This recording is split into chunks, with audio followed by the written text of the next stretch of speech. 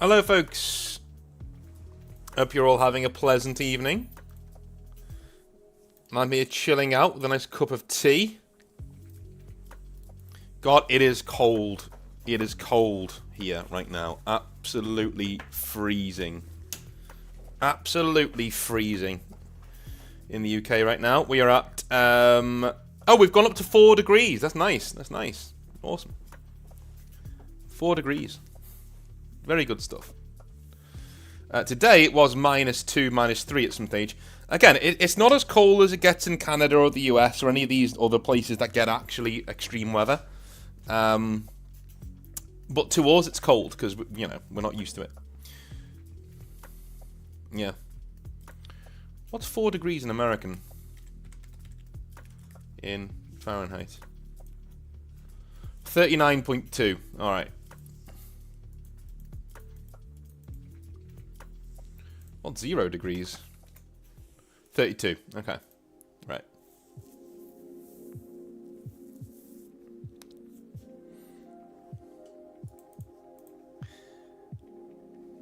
I mean, I think I've been in the States at a point where they did. It was 0 on their scale, like in Fahrenheit.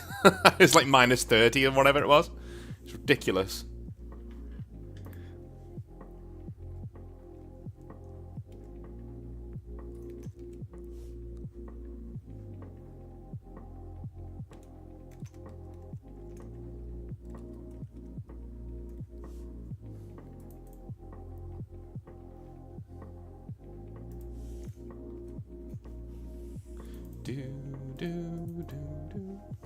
Hope everyone's doing well.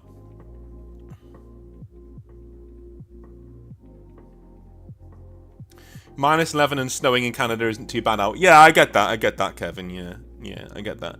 I kind of miss that. I don't miss the weather, but I do miss how people were so nonplussed. They were like, "Yeah, it's -30. Who cares? Let's go to work." You know, no one cared. Like everyone's got on with it, and there was no. The whole country didn't ground to a halt. Nobody was out there rending their garments. Oh my God, we have to, you know, you have to absolutely batten down the hatches and this and that. No, they didn't care. They just got on with it. Went to work. You know.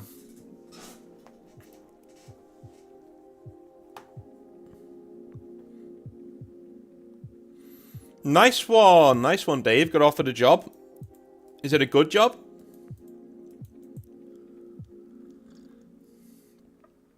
Like, are you happy with it? I told you things would turn around.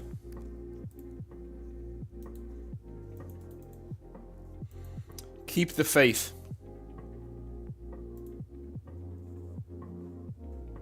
I know it's difficult at times, but, you know. I think we're going to be doing the announcement in about 5 minutes. So you can hang on for 5 minutes. You may have seen it on the thumbnail already, but if you can hang on for 5 minutes, all will be revealed. Yeah, we don't get snow here either. We're right by the sea, so we don't really get much snow. Salt in the air and all that. I have been addicted to Warhammer Total War since Christmas, to the point that I'm now thinking I may have a problem. Yeah. We may have an issue.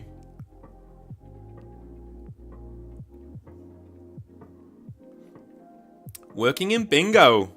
Should be fun, not expecting to make a lot doing it. Dude, if it's enough to keep the lights on and it doesn't make you want to jump out of a window, take it.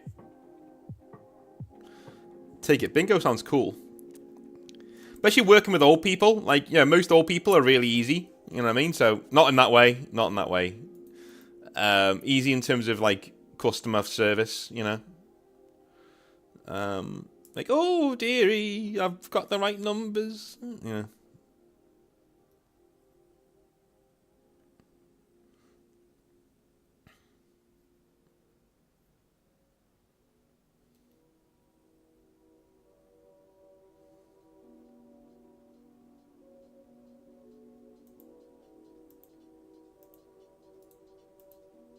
Is there any way I can resubmit my 11th Legion ideas? You can do. I was planning on reading them today, but you can do if you want.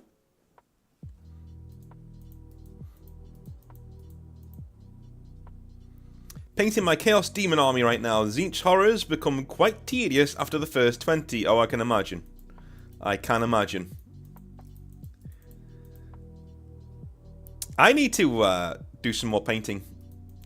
I've got my current project is my Grand Alliance Destruction army that's going on. So we got the Tallyman and his mates. Yeah, I did my trial shift yesterday behind the counter and bar, and everyone seemed chilled. Good. Yeah, the Hobby Nightmares email. Whack them in there.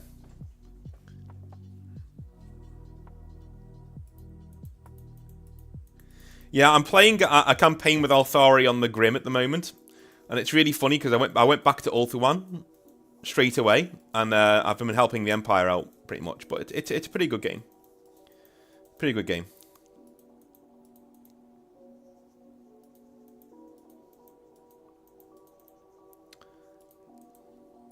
Yeah, so my Grand Alliance Destruction army is about 80% Iron Jaws, so basically big ass orcs, old school orcs, ogres of the Lead Belcher and other variety, and led by a human guy,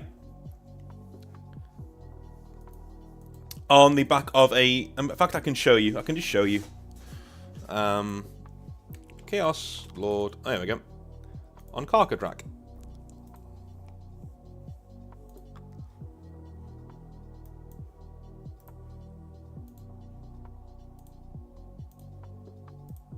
Here we go. Why does it do this? Just show me the screen. Yeah, so led by this guy. This guy with a helmet on, basically, so something like this. Obviously, we're shaving off all the Chaos bits, because he's not a follower of Chaos anymore. He used to be. But this guy, yeah, he's going to be the guy leading my Destruction army. So he's a warlord, essentially. And the story of him is that he has been essentially walking around the wastelands, getting into fights. This is very similar to how he's going to look, actually, this one. Yeah, he's been getting into fights, and he gets into so many fights that like orcs just kind of start following him around. Just following him into battle and stuff. And he ends up forming, with decades of warfare, his own warband. Mainly of orcs and ogres.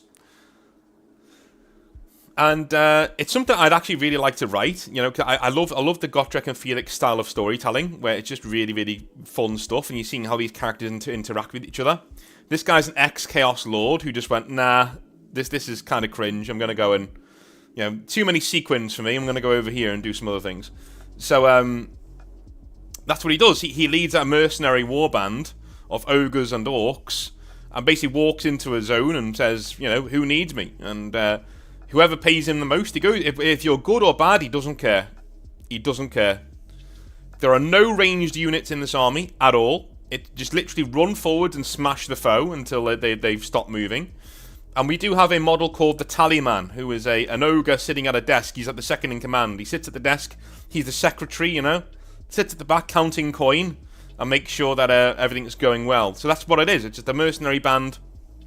And I play this guy as Gordrak on his war lettuce, on his big orc dragon thing.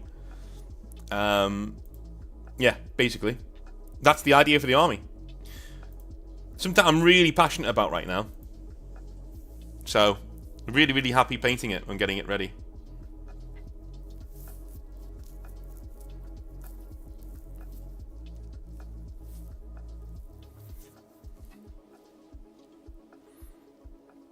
Noel says, played 3 games of 3,000 points OPR yesterday, and by the time we were finished, the guy beside us, they were at round 3 of 40k. Yeah, exactly. Exactly. For any of you who don't know why OPR is better than 40k, 3,000 points of OPR is like a 2,500 point battle of 40k, right? You know? Noel there finished a game, the entire game of that, and the guys on the next table who were playing 40k were at round 3. The start of is that the start of round 3? You know what I mean? Just approaching halfway. Ridiculous. Such a much better game. Speaking of OPR, we have an announcement.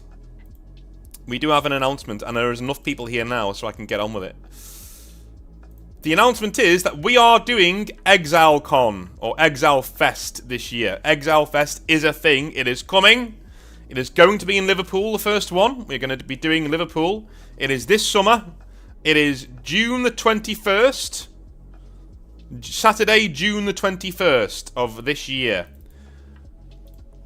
And here it is.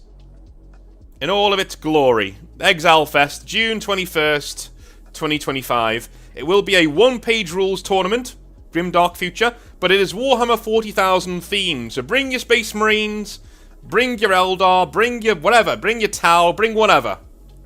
We're playing a one-page rules tournament at Just Play Games in Liverpool. And if you want to register and let us know you're coming, all you've got to do is email your 40k army of choice and your name and contact number to northernexileevents@gmail.com. That is northernexileevents@gmail.com, and you will be booked in for June the 21st, 2025. I'm limiting this to around 16 to 20 people, so if you want to get in on the ground floor, you want to meet me, say hello, I will be there, of course. It's my tournament.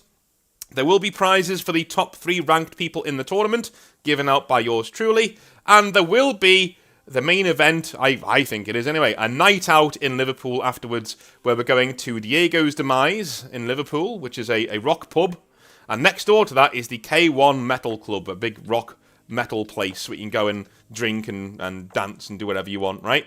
So, that is what we're going to be doing. It is a full day, so we'll be starting around 2 p.m. And, yeah, I will take questions. It is free. Before anybody asks, it is free. You do not need to pay to get into the event. You do not need to pay. It is free. Alright? It is completely free.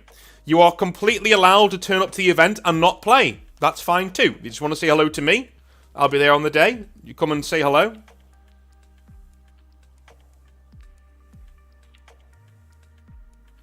You can come and say hello, come have some fun, or just come for the night out later. That is also a thing. All you'll need to do is look for where all the nerds are in the pub, and you will swiftly see where we are. You might even hear my voice as well.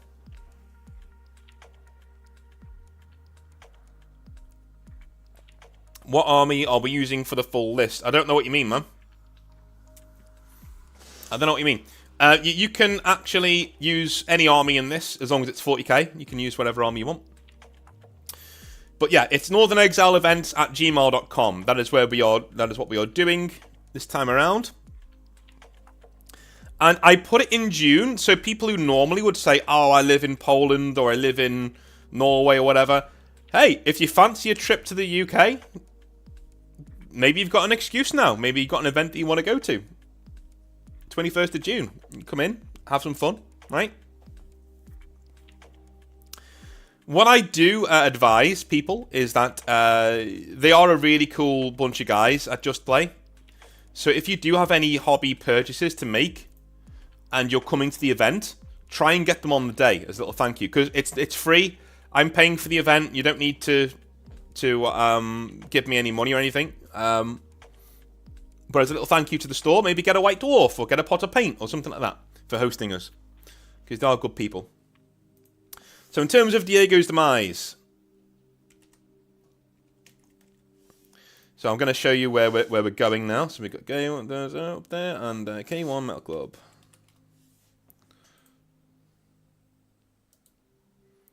Okay.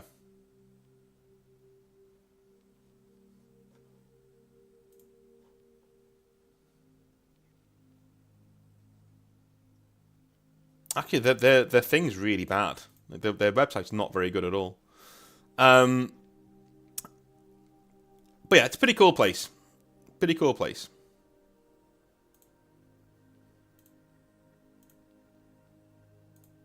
There we go. So this is the after party. It will be at K1 Metal Club.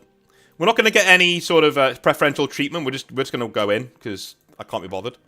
But it is a pretty cool place. If you like metal music, if you like rock music, it is awesome. It is open until 4 a.m. I doubt I will be out until 4 a.m. Because my missus will kill me. But I will be there. Drink in hand.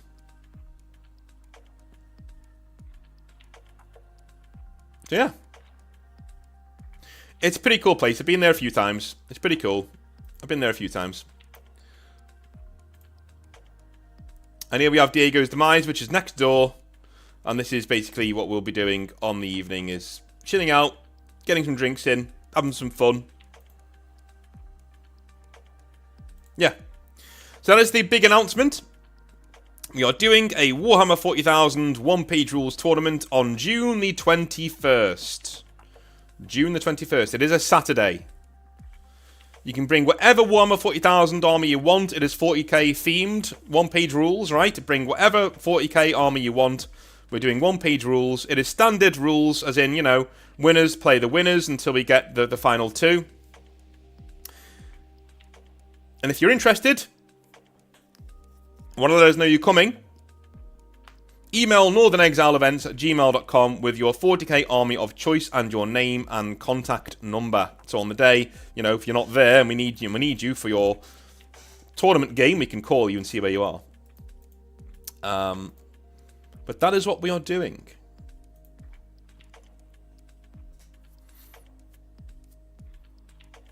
I mean, do we need to email you just what we are using? No, just what you're using. You don't need to email me the full list. I mean, you can do if you want, but I think what we're going to do, we're going to gauge interest with emails first. You email me what armor you're going to be using. I will get back to you with more details of the amount of points we're using, things like that, and then you can do your list then and bring it with you.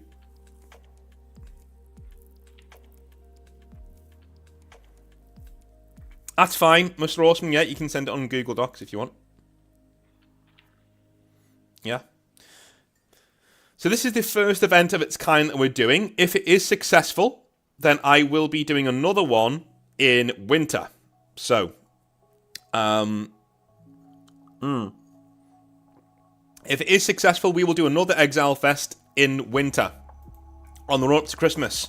That we'll be doing Fantasy and Age of Sigmar. So summer 40k, winter Age of Sigmar 40k Fantasy is what we shall be doing if it's successful. Hopefully it is. I'm still one of these people who was like, dude, no one's going to come to this. Like, I was literally like, this ain't happening. Like, I don't even know why I'm doing this. But at the same time, you know, I get asked a lot whether it's happening or whether I'm ever going to do something like this. So, you know, I decided to do it. Pull the trigger on it. We'll do it. I'll set it up. Right? I don't have to pay for it for a few months. Well, maybe next month I'll pay for it. But in terms of the actual facilities, Just Play have a full kitted out area upstairs. It has a toilet. It has a separate conference room. It has scenery. It has really cool tables. It's really cozy. We're out the way. We're not going to get bothered by anybody. We will have the entire upstairs of the venue to ourselves. We will have music. We will have food. We will have drinks. We will have everything that you want. There will be a front table tournament area and a main table tournament area at the back. So I will likely be playing, if I play, on the main table tournament area, and I will play the folks who, so whoever goes out in the first round, I will probably play them as like a consolation prize. It's not much of a prize. I'm not very good at the game, but like, you know, I'll hang around with the people who don't play very much. Is what I'll do.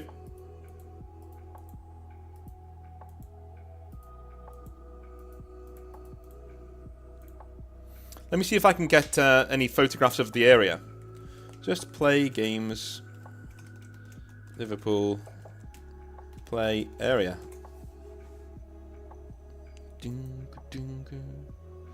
I don't think there is.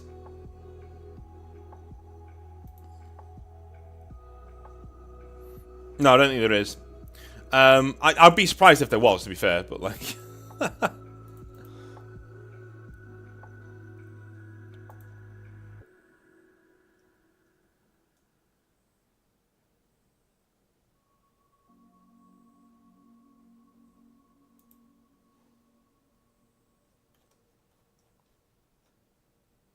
Yeah. Well, I've got the website here for the store, so we'll have a look at this. But in terms of what we're doing, here's the store. Lovely guys. I've spoken as soon as I mentioned the event, they were all over it. They were like, "Yeah, oh, yes, definitely will host that. That's brilliant. That sounds awesome." Really nice place. The gameplay area is not on these pictures, it's upstairs, but it is a wonderful place. It really, really is cool. You may recognise, if you've been to Games Workshop Liverpool years and years ago, here we have the one part of the area upstairs that you can see there. But if you've been to Games Workshop in Liverpool years and years ago, a few of the staff members are actually working at this game store, which is pretty cool. They play Middle-earth, which is pretty cool. Play Magic the Gathering, of course. But, yeah, in terms of the wargaming scene, it is thriving in there. It is absolutely huge. And hopefully, we'll be seeing a lot of you there to play some games with us. It'd be awesome.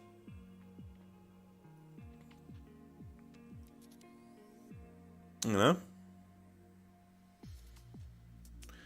I'm not going to do anything like this. I'm not sure I'll be doing any sort of, like... Like, I'm not going to shake your hand and post pictures with your whatever you get. I'll be throwing your models at you. You won, great. Here you go. Boom, there are your models.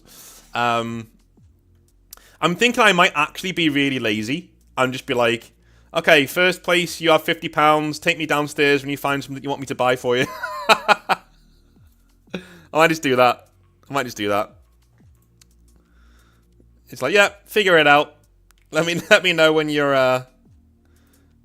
let me know when you figured out what you want. So we're going to gauge interest on the email first, and then when we've gotten the interest, when we find out how many people want to come and be a part of it, I will email you all back and ask for your army list. I'll give you the time of day that you should be there, right? And finally, the pairings. The final email you will get is your pairing, and when you get the email with your pairing, you will get the email of the person you have been paired with in the first round. Okay? That's what will happen.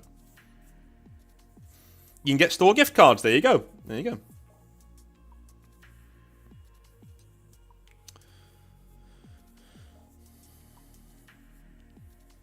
I don't know, where are you, Grims? How expensive is that plane ticket? I don't know.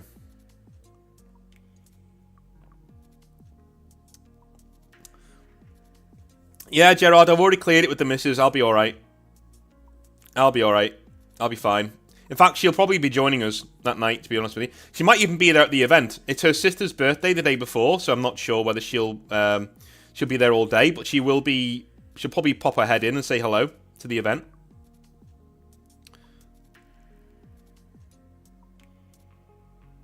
I'm willing to get a better casket of beer on that. Oh, cool. Hundreds of people? I'm not sure, man. Like, you've always got to be very careful about these events, because the demand is either... Whenever I've spoken to other YouTubers, they've always said, like, the demand is either way below what you think it's going to be or way above what you think it's going to be. It's never what you think it's going to be. My initial reaction was 16 to 20 would probably be the numbers that we're going to get. Of people who actually turn up, do you know what I mean? Which is why we're not doing a brackets tournament, because it can easily get screwed up. So what we're going to do is the normal tournament. You know, the winners play the winners, losers play the losers, until we're left with the final score at the end of the day, and everybody plays 4 or 5 games essentially. Is OPR noob friendly? It is very noob friendly. You can pick up the models and you can pick up the rules for free right now, dude. Go and get them. Literally go online, search a Grimdark Future 1-page rules, and you can go and download them for free. They are literally on one page. You can learn them in 5 minutes, and you can play a game in about 5 minutes, and you'll be fine. You'll be absolutely fine. There are more in-depth rules, so you might get your shit pushed in, you might get battered, but you will learn the game. You will know how to play. Do you know what I mean? 400 round trip from the States. Yeah, it's about 400, 500 quid, depending on where in the United States you are. Yeah. Depending on where in the States you are, it's about 400, 500 quid. So when I went to San Francisco, it was 600, and then I lived in Chicago, it was around 400 to 450 return. That's a lot of money to spend on a Northern Exile event, but it's your money. I'd be honoured if you were there, Grims. I would be absolutely honoured, and I'd buy you a pint or several for turning up. How's that? But I wouldn't blame you if you weren't. Trust me. Like it's a long way to go.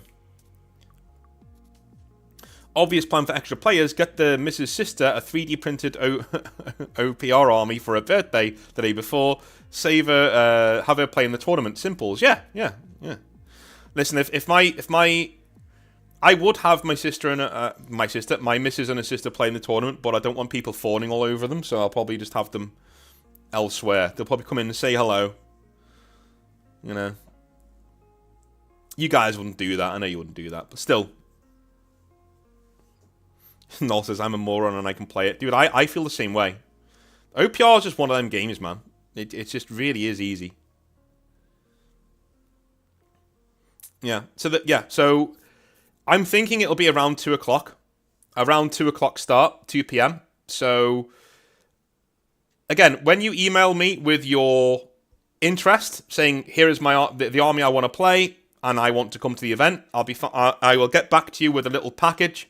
It's just going to be a Google Doc printout PDF of, things Liverpool things that you can do, hotels you might want to look into if you need a hotel. It'll be the time of day the event's going to start, And at the end of that, there will be a request for, please give me your army list, right? Your army list. And the amount of points that the tournament's going to be.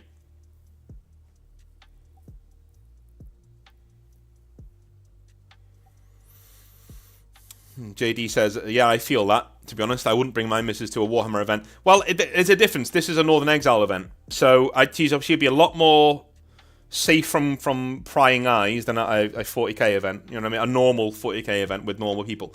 I think if everybody knows, it's Mrs. North, hello, and it'd be very respectful. Listen, if you travelled to get to a Northern Exile event, you're safe as houses in my book. Like, you know what I mean? Like, it's fine. You know what I mean? She'd be like, oh, you're into my boyfriend's channel. This is awesome. It'd be fine.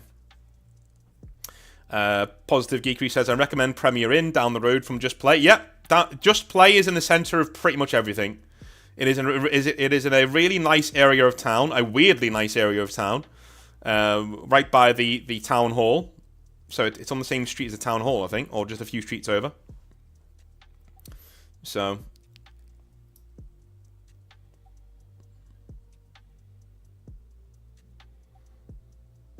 Sergio says, I had a first game of 40k at Games Workshop with another guy who was also a starter. The Games Workshop in my city lets beginners have a combat patrol introduction every Sunday. It used to be that way in the UK as well.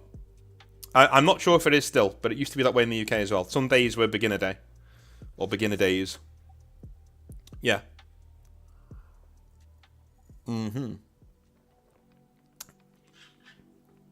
So yeah, process, just before I finish up what we were talking about. The process is you email me to register your interest at northernexileevents@gmail.com with your 40k army of choice that you're bringing that day. Just the army you're bringing, nothing else. And your name and contact number. That's all you need to do. That gives me a people's names. It gives me their contact details, right? I will then email you back with a little package, a little document of what time you should be at the event, the address that the event is at. Obviously, it's on the poster there, but for ease of reference. Handy things to know about the area, places that you can stay, places that you can go, things like that.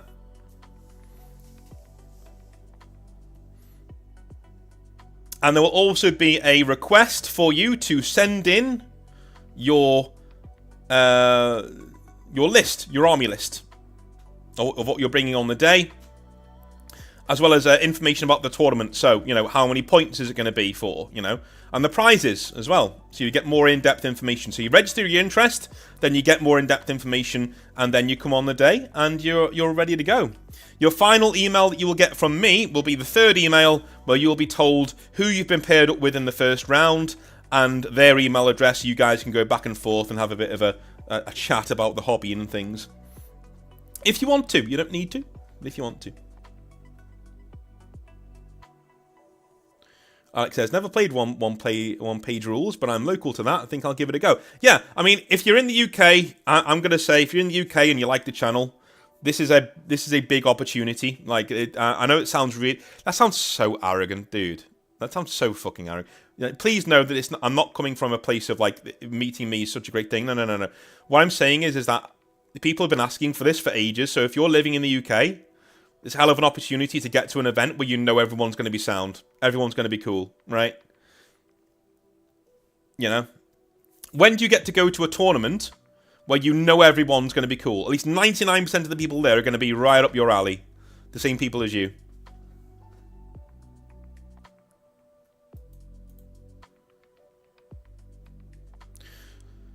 I have to say, says Sam, that going from 40k to OPR, there's more unlearning than learning. Yeah, that is true. Like, if you're really ingrained in 40k, you need to unlearn certain habits and certain things, yeah.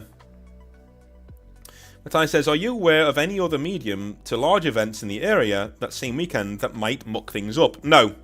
There's a reason why we picked it on the 21st of June. There is no football. There is no football. The football season is finished at that stage. There is no Taylor Swift concert. There is nothing going on. That I know of. That I know of. The Grand National is in April, so it's not then,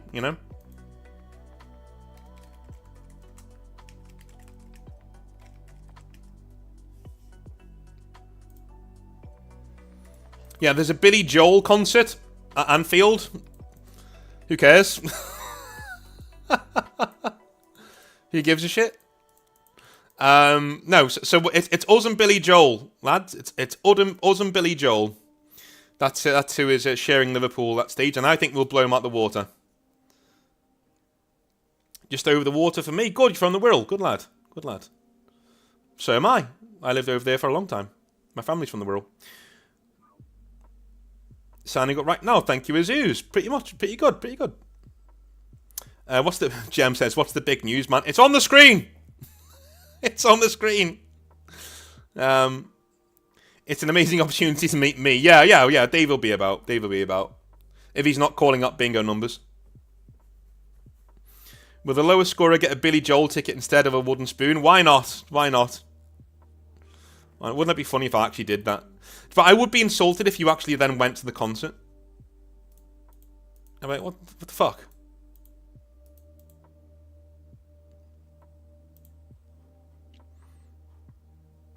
Yeah, so I will get that to you as soon as I'm going to give it probably to the end of the week.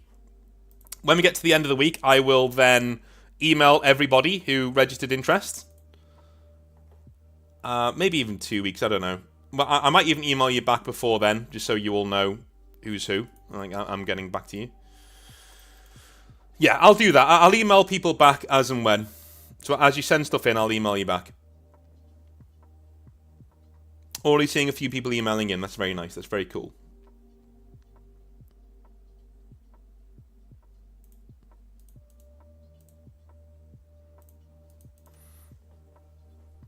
Just bought my Billy Joel tickets. JD says, damn, it's literally less than £20 for me to get there and back on the train from Leeds. Think I'll check with the missus, but I'm down to... Yeah, Leeds is easy, man. I've done the Leeds trip a few times. I dated somebody from Leeds for a bit. Yeah, it's not difficult. Anywhere in the UK, man. Anywhere in the UK shouldn't cost that much money. It really shouldn't. Like, we get to York or Newcastle for about 70 quid return. So, nah, you should be fine. You should be fine.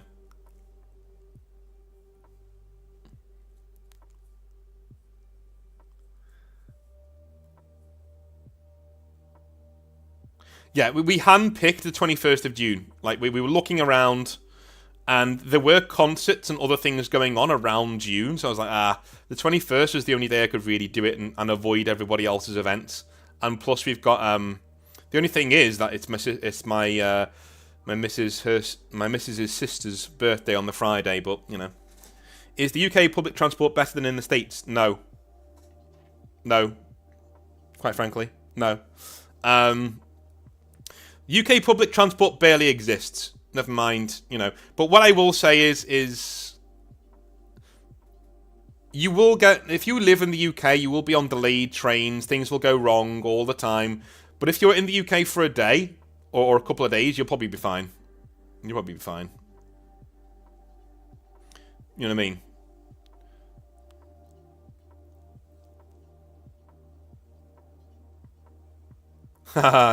South Africa to UK is a bit out of my price range.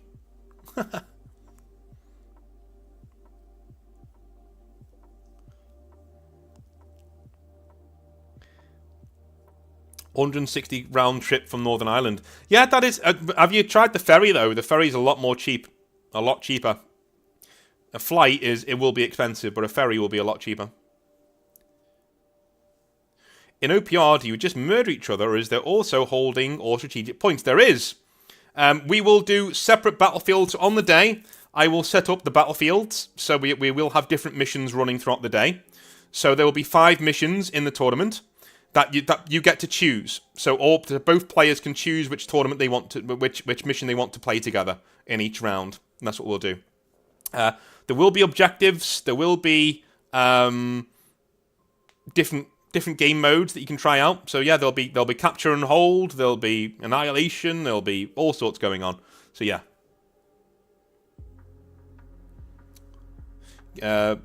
Pause. The Geekery says, get the train to Lime Street, then a second cheap one from Lime Street to Moorfield, and it's around the corner from there. Yeah, I mean, you could even get off at Lime Street and just walk. I do that all the time. I get off at Lime Street and just walk to the gaming store. It takes about 5 minutes, 10 minutes. 5-10 minutes. Doesn't take long. If you get off at Lime Street, the main station, and you get Google Maps out, you'll be at the store in about 10-15 minutes of walking. It's not far.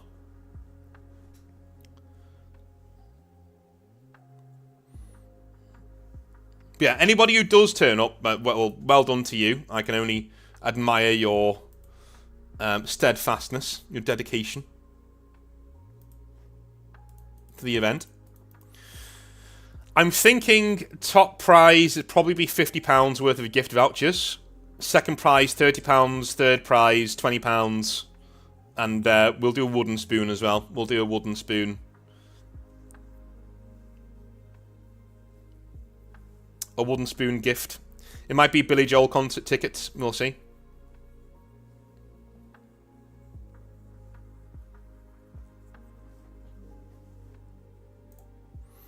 Alright, so that is the event. That's what we are doing in June. Alright. Going to take it off now, but there we are.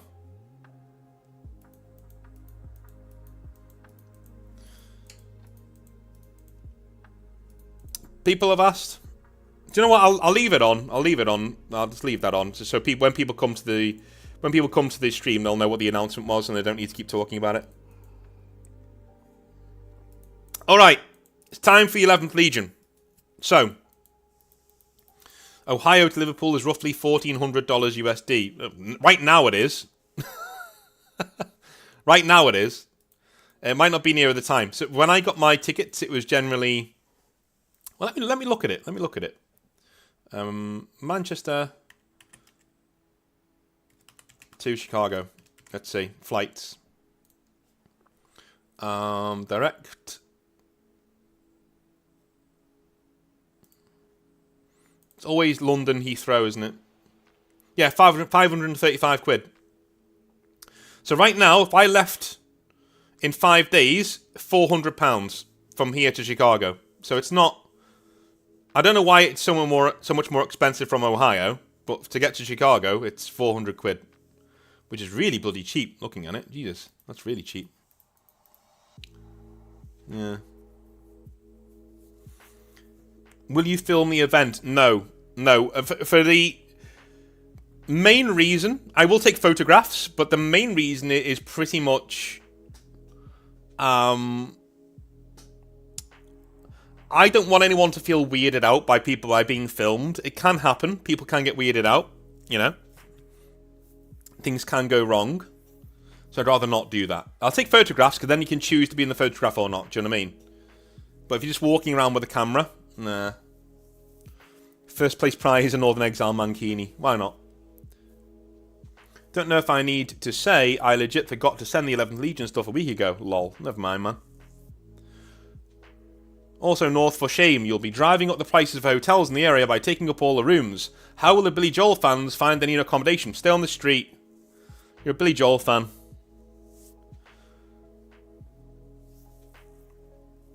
That's half of a Louisville, Kentucky ticket. Well, sadly, I'm just across the river, but we'll probably be in the Army Basic by then. Well, good for you, man. Good for you.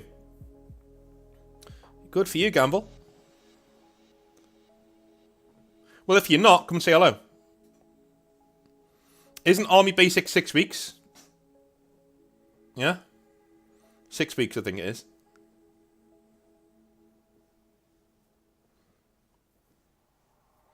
It's not as is a thing. I know quite a few guys who are in the forces. Basic is not as bad as people make it out to be. I've known, I was 13 now. Okay, I've known dudes who went in the military and they were expecting hell and they were actually disappointed by what they got. It's just like, really? We're just running. Okay, we're just running. Alrighty. Will it be at night so Graham von Karstein can make an appearance? We are doing a night out, so it's right there. Maybe Graham von Karstein will make an appearance. One day I'll make the trip to the UK. I want to do a cross-country drive. Yeah, that'd be cool. Americans do that all the time. They're like, oh, I want to go to all these like weird places in the UK. And I'm like, why? British people are so confused by that. It's my dream to go to the UK. Oh, I'd love to go to the UK and drive around the Cotswolds. Why? You live in America. Why are you coming here? You literally live in the UK on steroids.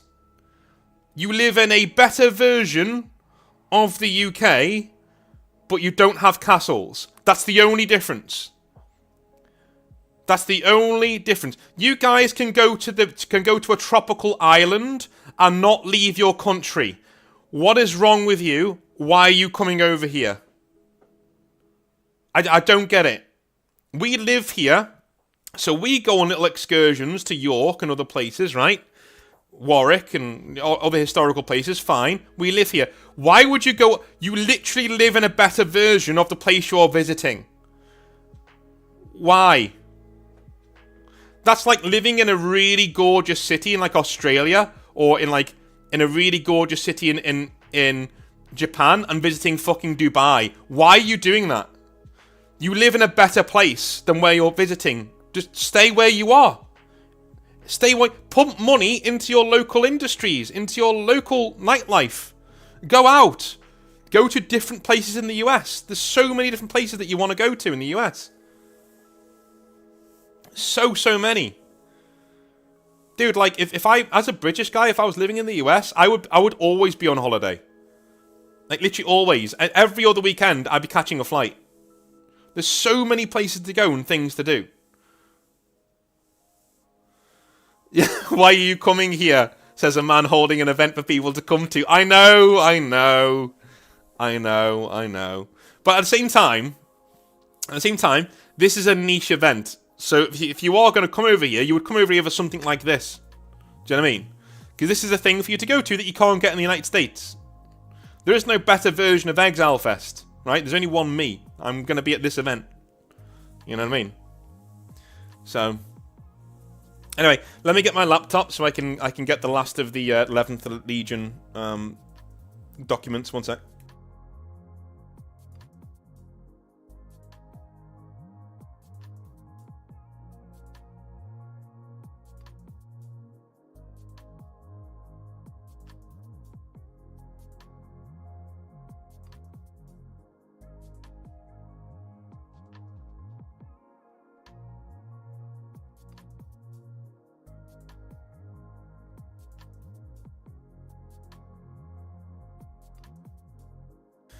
Alrighty.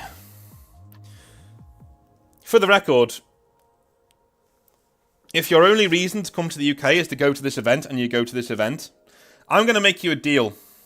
I'm going to make you a deal. If you travel to this event from outside of the UK, you don't pay for drinks. Alright? I will cover that. Nobody's catching a flight and then paying for their own drinks on that night out. That's not happening.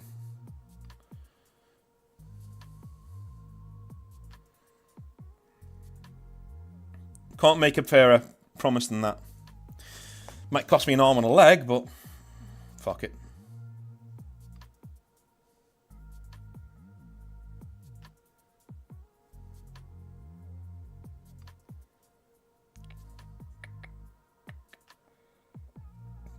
Alrighty.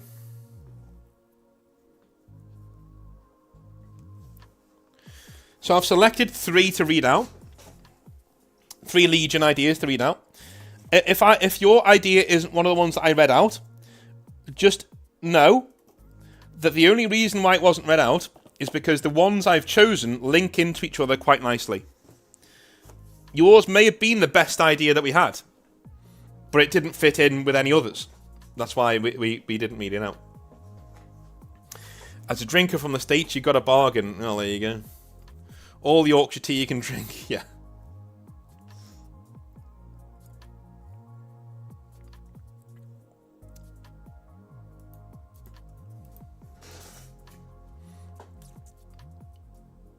You might regret that, says Jasper. I don't think I will. I don't think I will. Like, I would be flabbergasted if anybody came to the UK from outside the UK and Ireland. Like, you know what I mean? Like, literally, if somebody came from like Europe or, say, America or even further afield, I'd be so honoured and flabbergasted. I would be literally like saying, right, let's go for a pint right now. Let's go find a pub for an hour. I'll buy you a few beers. You know, that would be amazing. And now we understand why he's actively trying to talk people out of travelling to the UK. Yeah. That is one thing. I just don't understand why you'd go to a worse version of your country for a holiday, right? Well, unless, of course, there is a bespoke event going on that you want to go to, like this one, right? Like a Comic-Con or something. But you got Comic-Con in the States. Would you travel to Comic-Con in the UK when you live in LA? No. Or if you live in the States? No. Why would you? Why would you? Just need to figure out how to move my Grey Knights. Yeah. Grey Knights are really powerful in OPR. Really powerful. I actually play Blood Angels in OPR. Very good. Very good rules. Very good rules. Right. Most of the Comic-Cons in the US suck. That's because most Comic-Cons suck. Even though all Comic-Cons suck. And they smell. Anyway. Let's jump in.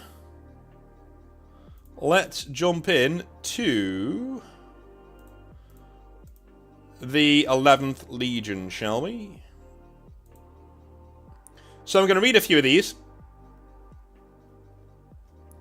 And then we're going to decide how to mix them all together. And then we're going to take your ideas and we're going to work them in too. Right, so for those of you who don't know, we have been remaking over the past 10, 11 weeks the Warhammer 40,000 universe from scratch. From top to bottom. We are not beholden to normal 40k lore, which means things can get pretty wild and different over here in the Exile verse. So, don't say... Well, you can say whatever you want, but it won't be read out. So if you say things like, oh, if you... You know, you can't do that because it would invalidate this part of the lore. Nah. Yes, we can. We can do whatever we want. Boadab says, how are World Eaters in OPR? Overpowered as shit. So, okay. In OPR, okay, here's how charging works. Here's how movement and charging works in OPR. Alright. Alright, do you know what? I'm gonna do a vote here. Do 11th Legion tonight. Or in next stream. To give folks time to write.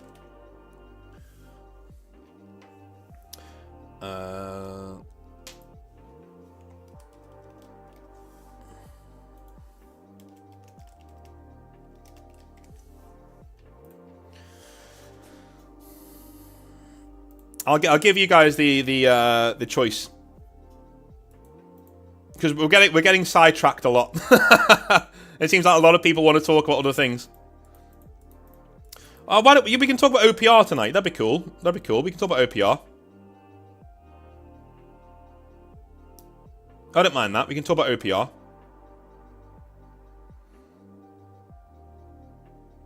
I don't even remember who the 11th Legion is. There isn't one. That's why. I deleted it. I saw that. I saw that greatest shame. Oh, there we go. I don't even remember who the 11th Legion even is. Yeah, well. Neither do they. That's the whole point. Yeah, we'll talk some OPR then. In terms of... Okay, so if you want to know... I'm going to get OPR up, right? I'm going to get OPR up. Let's get OPR up here. One-page rules. Here we go. Let me just get the window open for you. Here we are. So this is OPR. This is one-page rules. This is the game we're going to be playing at the tournament. You go onto the website, right up the top there. And you head down to... Forget the free starter set. You don't need that. We're going down to download core rules. And here they are. Done. Done. So let's zoom in, shall we? Can we zoom in? No, that's not that.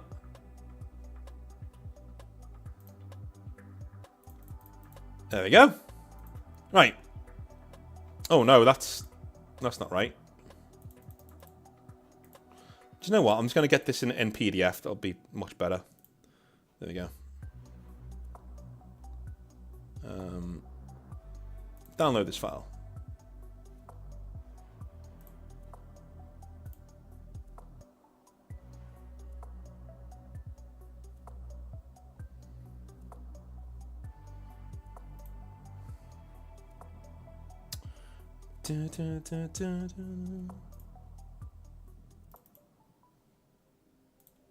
That's better. Okay.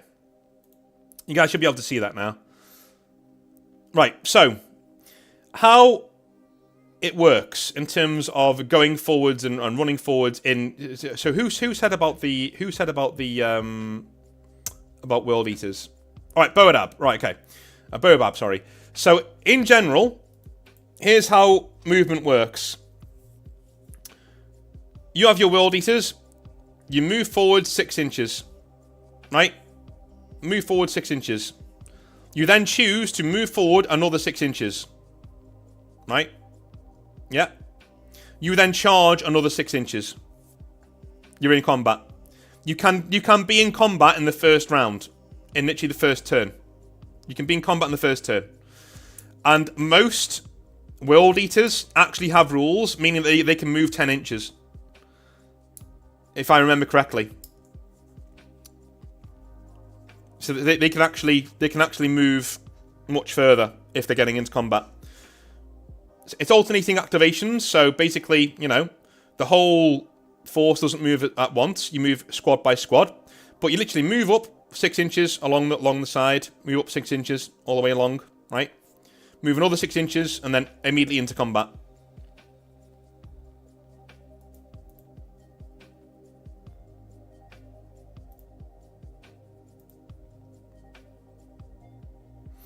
One-page rules is insane in terms of what you can actually get into it for, like what you can actually use it with. So if we go back to, say, over here, and we do the armies. Is there an armies page? There is an armies page. Law, shop, community, games. Grimdark Future. Here we go. Build an army on the Forge. So here is your Battle Forge. So this is... You just log into here. You don't even need to log in. You can just go on here and just look for things. Let's look for some World Eaters. Where are we? Soul Snatcher Cult, Saurians, Wormhole Demons, Robot Legions.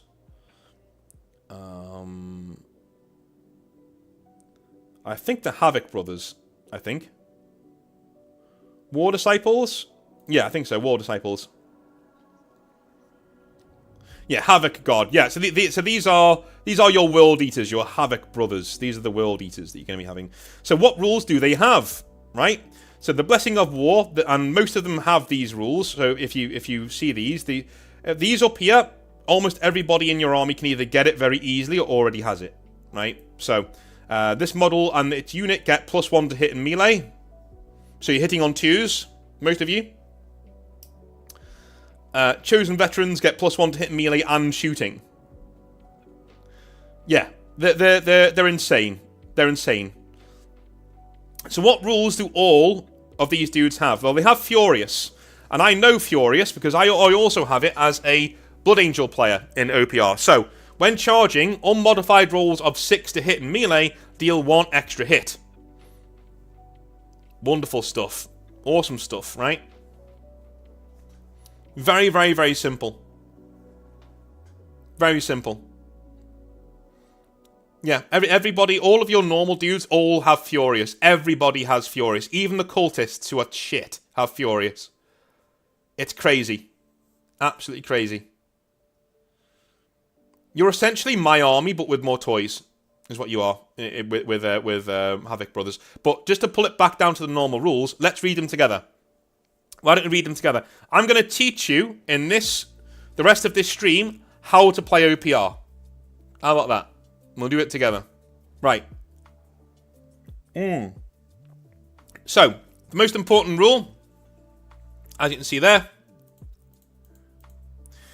whenever the rules are unclear, use common sense and personal preference, have fun. I mean, now, in role-playing games, normal role-playing games, I have to say that not war games, even war games, I don't like it when rules say this, because it basically means this thing that you've paid for, you make it up yourself, right? And it annoys me. I paid for your book. I want you to write the rules and for me to play the game. But OPR is free, right? And it's one-page rules. So, you know, 1 page, 2 sides, you know what I mean?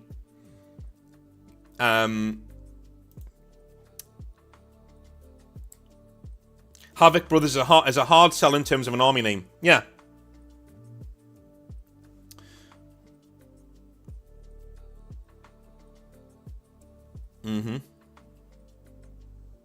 Alright, let me just jump in on here. So, quality tests. Roll 1 6-sided die, and if you scored the model's quality value or higher, then it counts as a success. So let's move over to here, where we see, we can close that, where we see the Forge here, and we can see the War Brothers unit, right? This is a unit of War Brothers. The War Brothers are normal Chaos Space Marines, but they're World Eaters. World Eaters, Chaos Space Marines. They have a quality of 3+, and a defense quality of 3+, which means they're hitting on 3s, wounding on 3s, and they're defending on 3s. They're basically saving on 3s, right? That's what that is. That's what a quality test is. So their quality tests, they're hitting and wounding and doing all of their quality tests on 3+. That's what that means.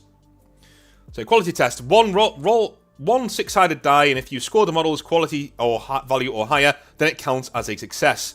Modifiers.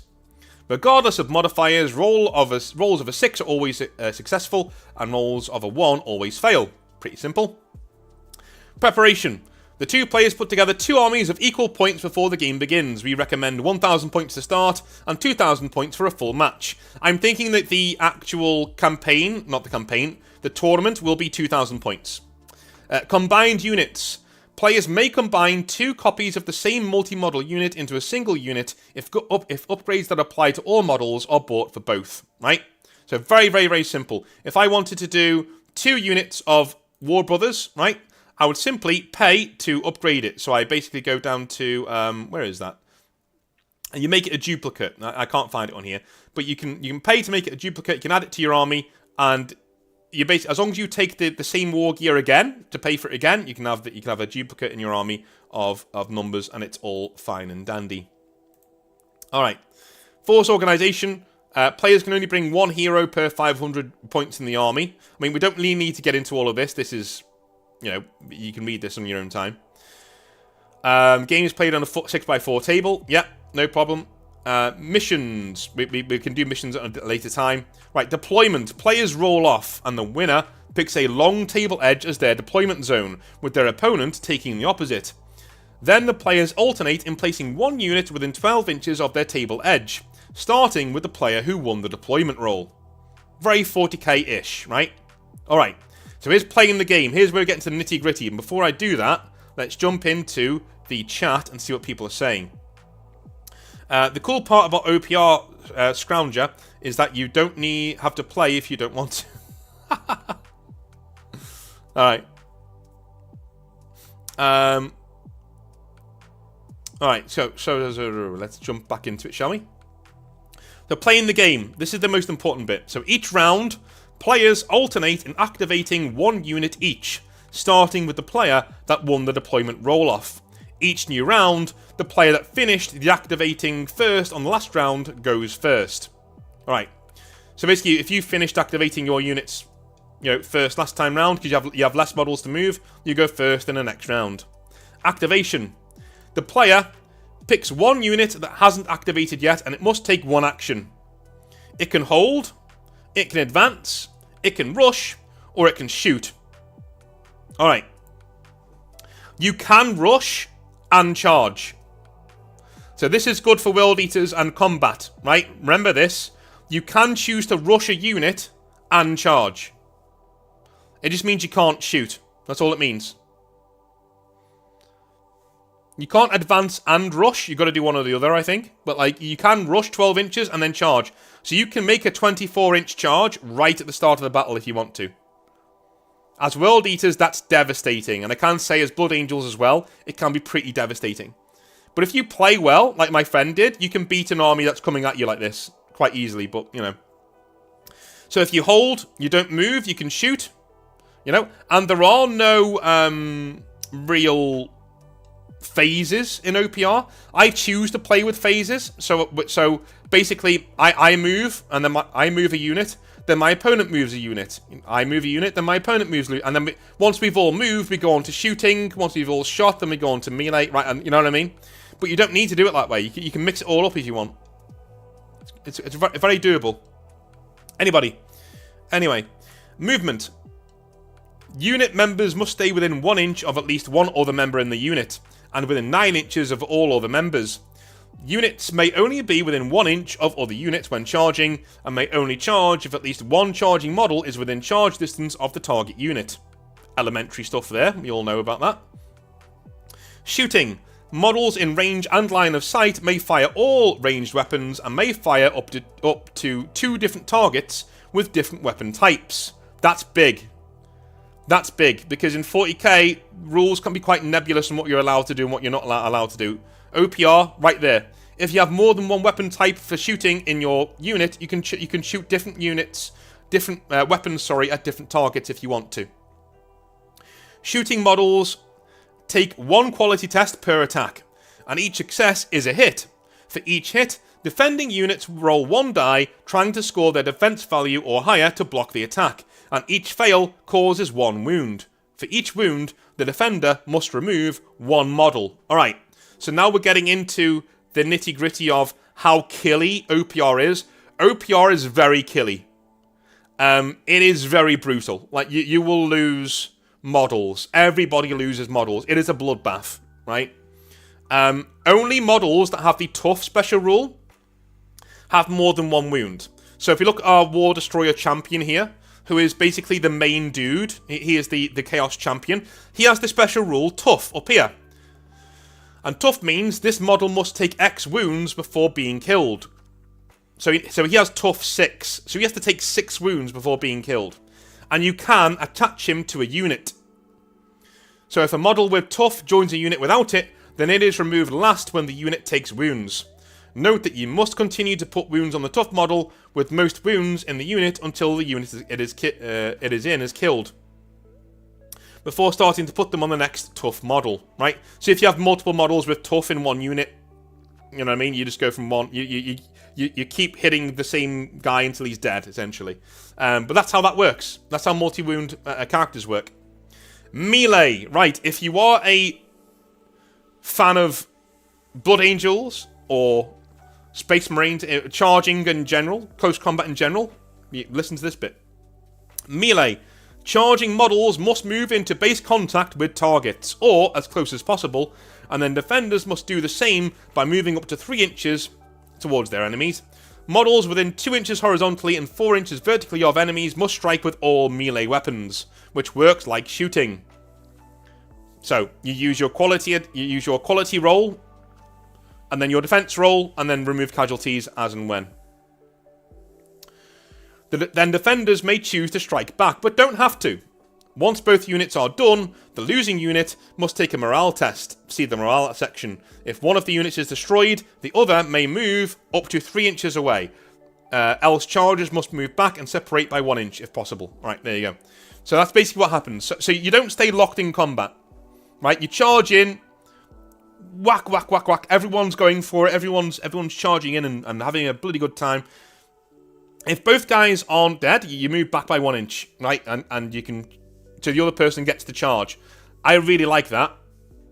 That's one of the best rules in the game for me. Because it removes tar pitting from the game almost completely. So once you've finished your charge, if you don't kill what you're charging, you do your damage, they do their damage, you move back 1 inch. And that means on their activation, they can choose to charge back into you. They can counter-charge back into your unit. Which is really, really cool, right? I love that. I absolutely love it. Could I run my Heresy Imperial Fist in OPR? Yeah. I mean, they wouldn't act like Heresy Imperial Fists, but Imperial Fists are in the rules, so you can actually go and play as them. Yeah, of course you can. Fatigue. After charging or striking back, units only hit on unmodified rolls of 6 in melee until the end of that round. So, once you've gone in melee, if you're asked to hit or do anything again, it's 6+. Alright, morale tests. We're getting to the end of the rules now. At the end of an activation where wounds leave a unit with half or less of its total size or total value for single model unit, or it loses a melee, the unit must take a morale test. To take a morale test, take a quality test, and if failed, that unit is shaken. That's it. That's all you need to do. Shaken. The unit must stay idle. It counts as fatigued. This thing down here. Hitting on 6s. Always fails morale tests and can't contest or seize objectives. Shaken units must spend 1 full activation idle to stop being shaken. Melee units. Units in melee don't take morale tests from runes at the end of an activation. Instead, they compare the number of wounds each unit caused, and the unit with the lowest total loses. Sorry, I'm going to say that again. They don't lose. Oh yeah, they do. Yeah. I thought they said losses then, sorry. And the unit with the lowest total loses, and must take a morale test. If the test is failed, whilst the unit is down to half or less of its total size or toughness value, then it routs, removed from play as destroyed. Else it is shaken instead. That is brutal. That is absolutely brutal. I'm going to reread that. Units in melee don't take morale tests from wounds at the end of an activation. Instead, they compare the number of wounds each unit caused, and the unit with the lowest total loses, and must take a morale test. If the test is failed, whilst the unit is down to half or less of its total size or toughness value, then it routs. It's completely destroyed and removed from play. If it's above, it's half strength, right? If it's above, it's like 75% strength, it's shaken instead. And we have terrain here which basically acts like it does in 40k. And that's it. Those are the rules. Those are the rules. You could, if you're getting the train to the tournament on the day, you could read this. You could not read anything about OPR until the day. And on the train, read this and you'd be ready to play when you get there. Right? Literally. You'd be like, yeah, I'm ready to play now. All good. If we look down here, we have special rules references. So all the special rules that can be in the game are on the second side of the sheet. The reason why they call it one-page rules is the game is literally on one page, right? The special rules that are in the game are on the back of it.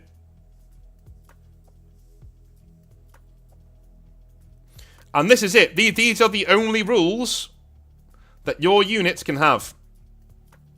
That's it. These are all the things that you might come across in the game. That's it. Nothing else. Which I love. Absolutely love. It means after 4 or 5 games of OPR, you've seen all of these. You've seen most, if not all of them. And played against them. And you know what they do. Alright. Let's have a look at some, we've done some, let's do Battle Brothers, and we will do, these are Space Marines, and we will do, we'll do some Grey Knights, and we'll do some Imperial Fists / Ultramarines. Right. So yeah, Battle Brothers is your Imperial Fist / Ultramarines. So advanced tactics, once per this unit's activation, before attacking, pick one other friendly unit within 12 inches, which may move by up to 6 inches. Shield Wall. This is very good for Imperial Fists. This unit gets +1 defense rolls against hits that are not from spells. So that they get 2+. You know, a lot of them get 2+ saves. Nearly all weapons in the game will have an AP, an armor penetration, right? So, targets get -X to defense rolls when blocking hits from this weapon, essentially. Works just the same way as it does in 40k. Exactly the same. But in, what was that, 15 minutes? You now know how to play OPR as well as me. It's insane how easy it is.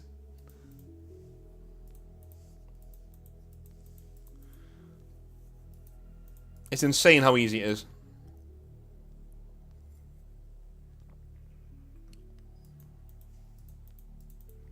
Do Necrons? Let's have a look at Necrons. Why not? Why not? Where are you? Necrons. Robot Legions. There we go. All the rules, all the names are pretty self-explanatory. And they do their own models, which are pretty cool. So... you have a lot of special rules as a Necron person. But in terms of things that are always in the actual game, right? Where's regeneration? I think you get regen protocol. This model and its unit gets regeneration, right? So these are all different names for baseline rules, right? Literally, different names to baseline rules. This model and its unit may ignore the slow rule, right? And it's all in your thing here. So, robot, whenever a unit where most models have this rule fails a morale test that causes it to be shaken or routed, the test counts as passed instead. Then roll as many dice as the number of wounds it would likely take to fully destroy it. And for each result of 1 to 3, the unit takes 1 wound, which can't be ignored. Again, it's like you're having, like, synapse and things. Self-repair. When taking a wound, roll 1 die. On a 6+, it is ignored. It's basically feel no pain, right? Very, very, very simple. Very simple. So all of these rules up here, these are all not in the core, like what I was showing you over here. These are all not in this core over here, right? But all they mean is that you get stealth, right? Paradox shielding device. This model and its unit get stealth, which is a normal rule. It's over here, right? Enemies get -1 to hit rolls when shooting at units, where all models have this rule from over 9 inches away. And if you get this on your phone, you can hover over very easily or click them very easily, and it will show you, all of the special rules and what they mean. The Strider means may ignore the effects of difficult terrain when moving. Done.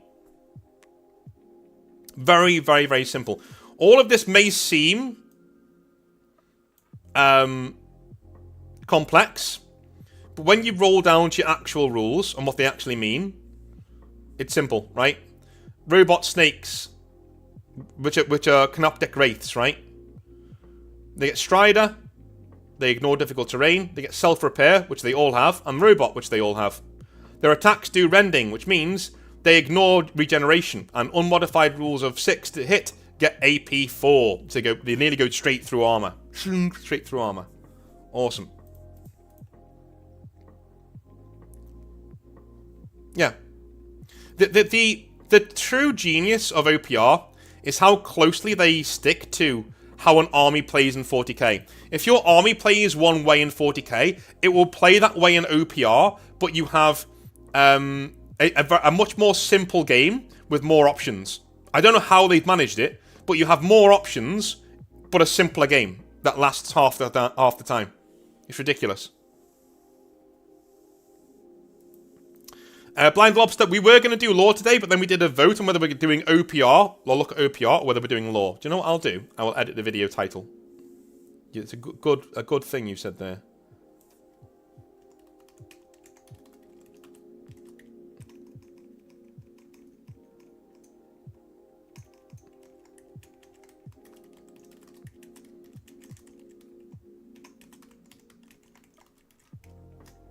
There we go.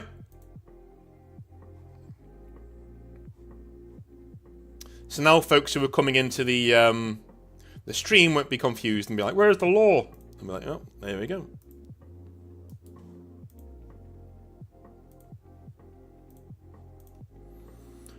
Awesome stuff. Alright. I play Death Guard for the most part, however, I'm currently painting my first ever Necrons. Good lad, good lad. Yeah, so, again, if there's any army you want to see, head over to your to the Grimdark Future website and have a look at it. I can't recommend OPR enough.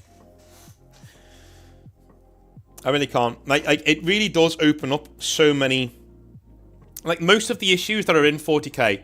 Okay, in chat, tell me your main issue with Warhammer 40,000 right now. Tell me your main issue with Warhammer 40,000 right now.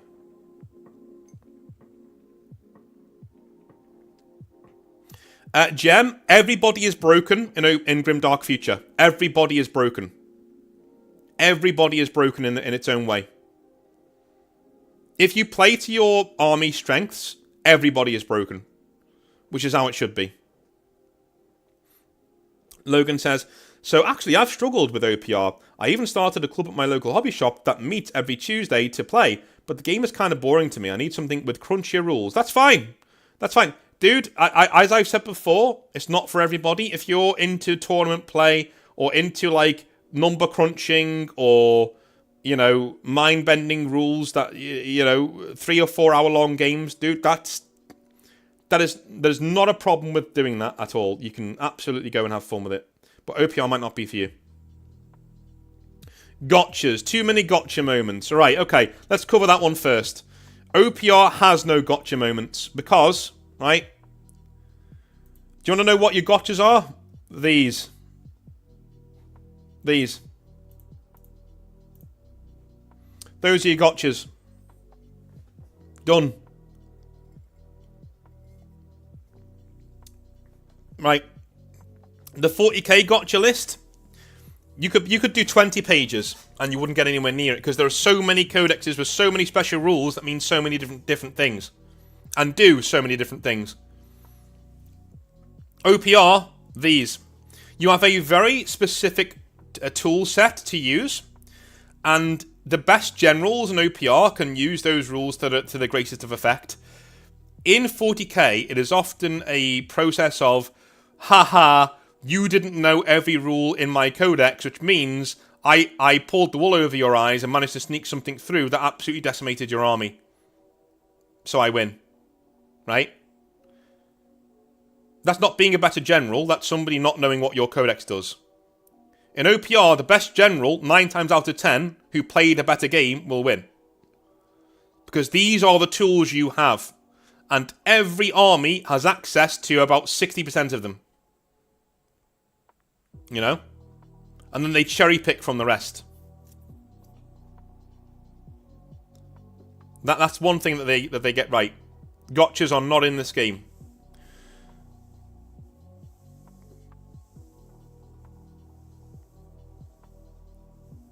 Price. As a Scrounger King, it's abhorrent, and changing rules to cater to the competitive scene. I much prefer fluffy narrative rules. I think I know, Scrounger, why you watch my my channel.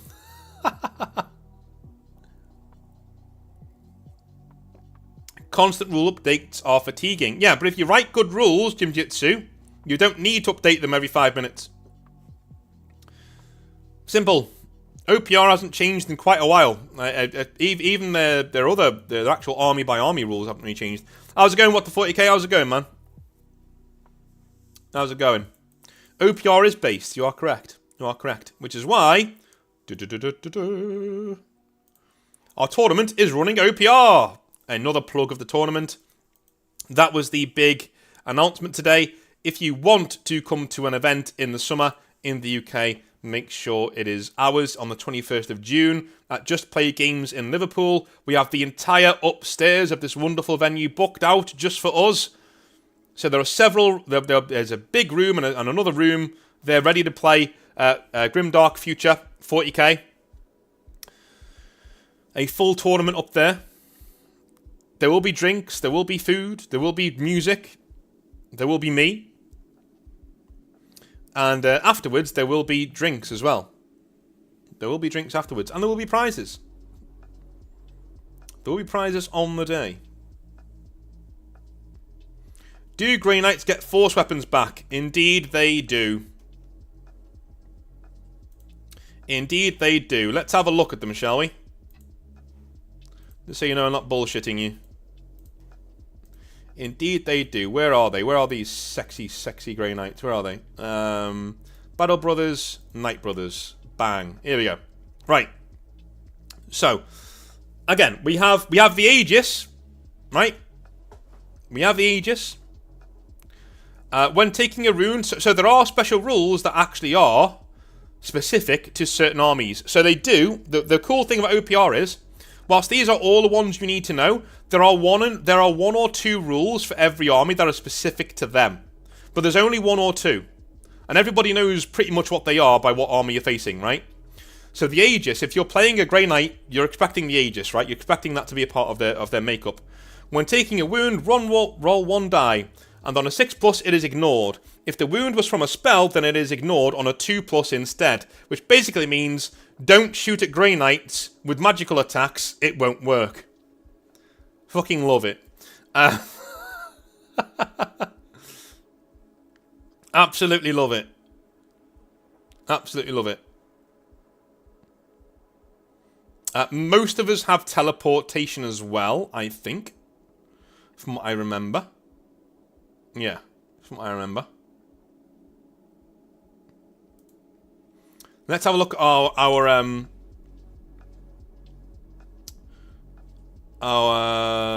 version of Force. Energy Sword, here we go. Rending. So, yeah, ignores your regeneration and unmodified rolls of a 6 to hit, get AP 4. So, essentially, Force, instead of killing things in a very single blow, it rends down armor and rends down health very, very, very, very, very quickly.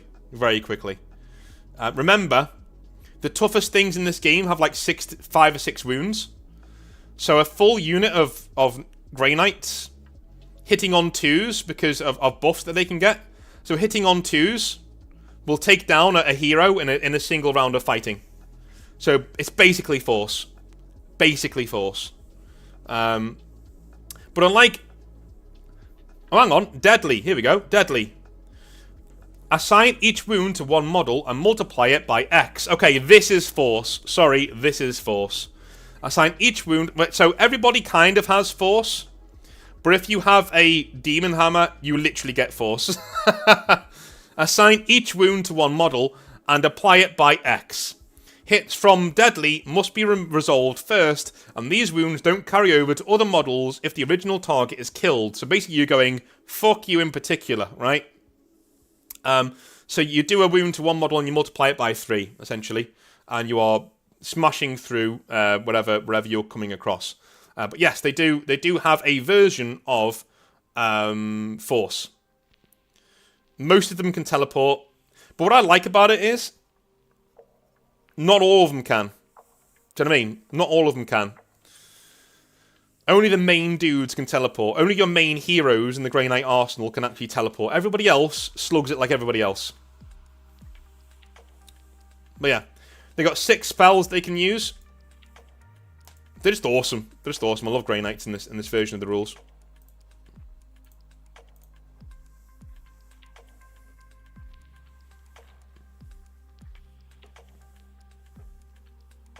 I think I want to add some of those advanced rules to OPR, but the guys I play with are into the more simple rules. Yeah, I mean, you can definitely add... I mean, there are parts of OPR that you can add rules modules for, right? So you can add a group that I know in my local area plays with armor-facing rules. So instead of like having a set amount of wounds on a vehicle, you have armor-facing now, right? That works just fine. Works just fine. What about Terminators? Let's do Terminators. Let's do normal Battle Brother Terminators, right? They're called Destroyers in this setting. Where are they? Call you Knight Destroyers. So these are Grey Knight Terminators. They're called Destroyers. In every army, they're pretty much called Destroyers, I think.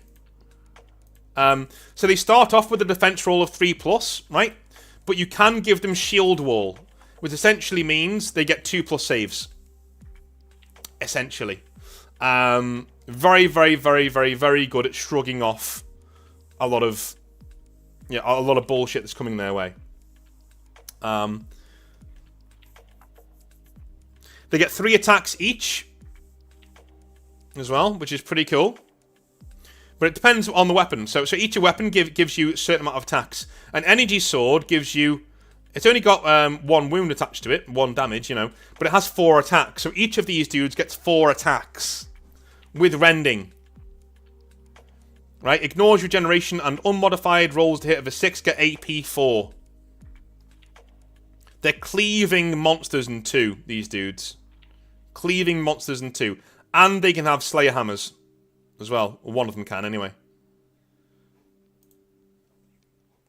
So where is the other one? Battle Brothers. Here we go. Battle Brothers Destroyers. Where are they? Pathfinder Bikes. Destroyers.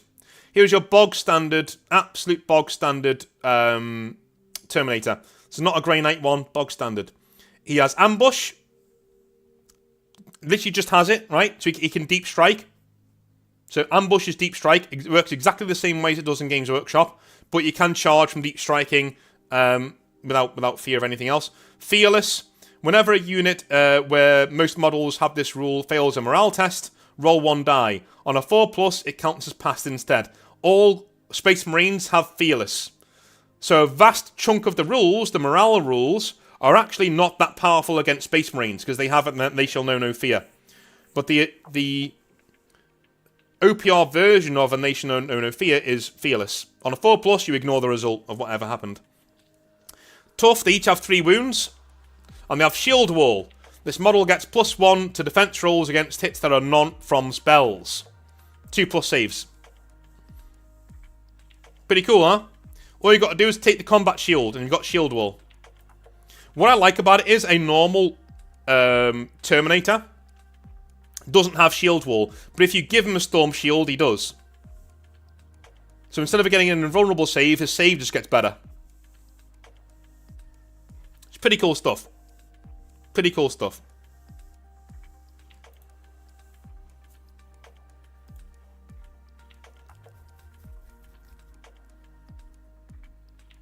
How do Dreadnoughts work? Let's have a look at the Dreadnought, shall we?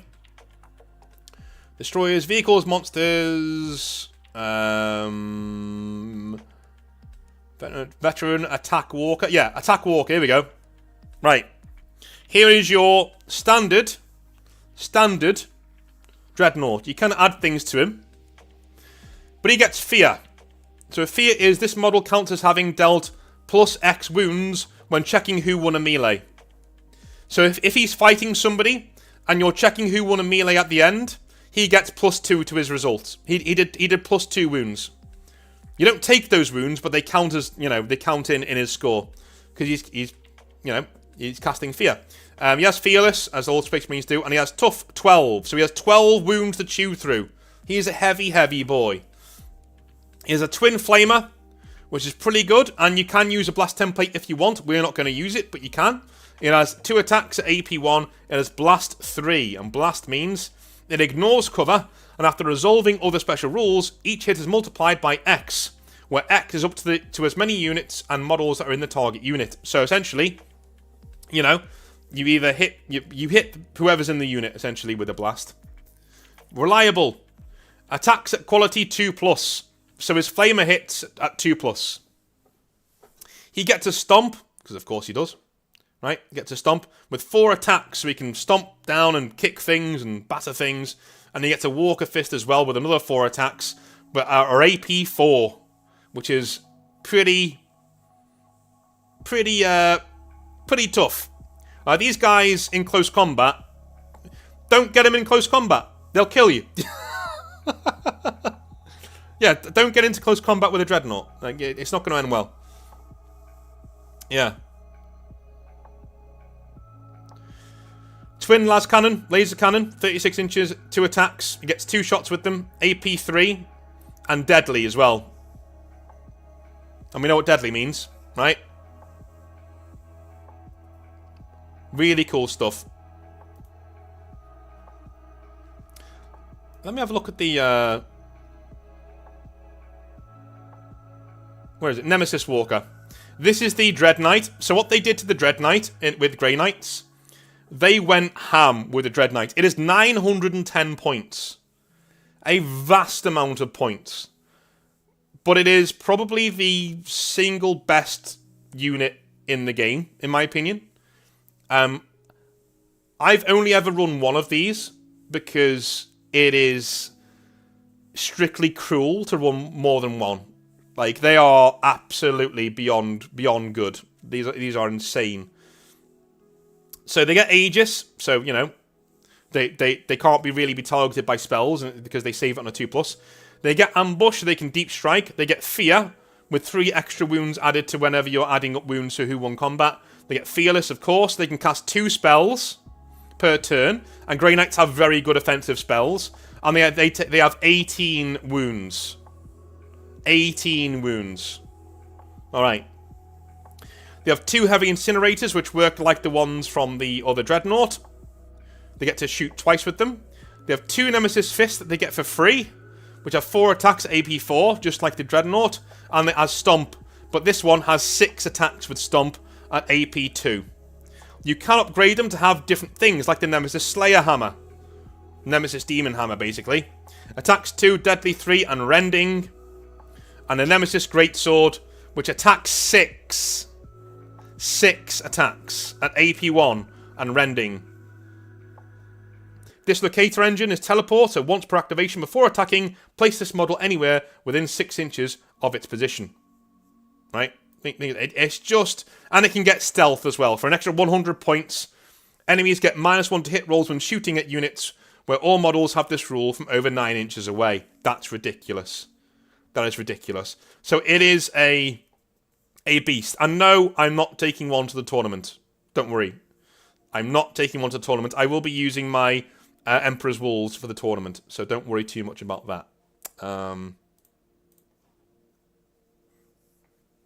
When do you stream Total Warhammer 3? Probably soon. Not tonight, but probably soon. Do Terminators have teleporters? They do. They do. Terminators have ambush as standard.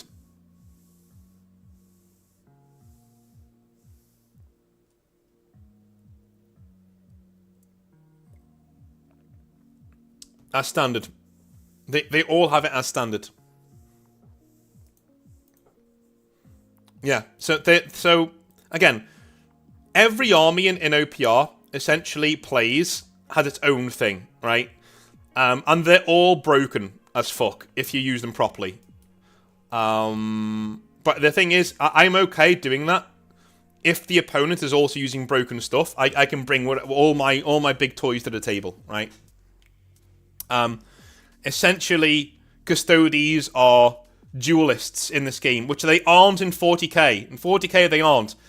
In OPR, they are super strong warriors. Like, there's only 1 or 2 in a unit. You know, they are really, really, really small. Like they got 3-man squads, right? Or the Sisters of Silence. Sisters of Silence have 5-man squads with energy swords and holy shield. But most have like 3 men in a squad, and that's where the balance comes in. Because let's have a look at the Custodians. So their defense is naturally 2+, and their quality of attack is 3+. So the quality roll is 3+ for attack, and for defense is 2+. They get 3 shot mounts. So basically, their staves, you know, their spears that they can shoot with, right? And 3 axes. So you can. This is in the squad. You can either 3 of those or 3 of those, whichever one you want. Or you can upgrade them, and this is where it comes in. This is where it comes in. All right. So let me just have a little look. See here. All right. In fact, those are the riders, aren't they? These are the normal ones. Yeah, these are the normal ones. So these are your normal custodians. They get Fearless, Relentless, and Toughness 3 with a 2+ save. They can have combat shields each, which gives them a heavy shield. When units, where all models have this rule take hits, those rolls count as having AP -1 to a minimum of AP 0. And Warden, which gives them regeneration as well. They get 3 heavy close combat weapons with an AP of 1 and 1 attack each, and 3 disintegrator mods, which is I think that is a grenade, but I need to look that up. And obviously they got bolt rifles as well. They're pretty strong. Don't look at these and look at the lack of rules and say, well, they don't have very much. No, they do. The rules that they do have are insane. Right? Core units, Custodian Brothers. So let's have a little look at these guys. So replace any shot mounts with any of these. So these are. So essentially, I think what it's saying is, and this is what I really love, you can replace the ammunition or the gun on your spear, your Warden spear, right? So yeah, this is a normal bolt spear. Fair enough. You can change it to a flame one, or a fuse one, or a bolt one. You can a more in-depth bolt one, a needler mount, a storm one. It's cool, man. It's awesome. You can replace any of your axes with a halberd, a sword, or a spear. That sword gets 3 attacks with AP 1 and rending. They're essentially duelist and tougher. All of them have tough. Like, literally every single one of them has tough. Which is why Grey Knights versus Custodians is a really good battle in OPR. Yeah, I know from experience. It's a brilliant battle. Grey Knights versus Custodians. Because, yeah, the Custodians have less men than you, but they have the same kind of toys, and they're much more tough. So you've got to be really careful about maneuvering your way around them.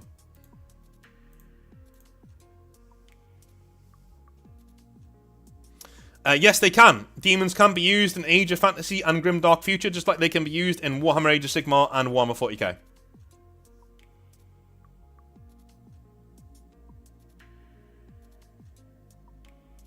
Yeah. Well, Adeptus Custodes are really good in OPR.